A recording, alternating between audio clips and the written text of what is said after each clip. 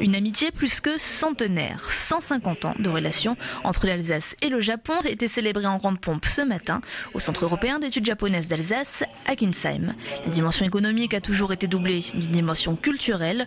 Depuis les premiers contacts noués à travers l'industrie textile de Mulhouse en 1863 à l'âge d'or des années 1980-90 où plus de 5000 personnes travaillaient dans des entreprises japonaises installées en Alsace. Crise oblige, la période dorée est aujourd'hui révolue, mais sans faiblir, le partenariat évolue.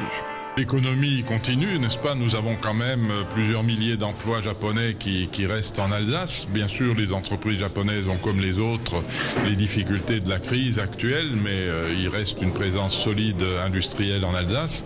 Et puis, sur le plan culturel et sur le plan universitaire aussi, les échanges se sont beaucoup intensifiés ces dernières années. Et c'est un des buts du CEJA, justement, de permettre cela, n'est-ce pas? Nous avons régulièrement des réunions d'universitaires japonais et européens dans notre institut ici à Kinsheim et je crois que c'est une contribution utile pour la visibilité de l'Alsace, la visibilité internationale et pour renforcer les liens avec ce partenaire privilégié pour nous qu'est le Japon.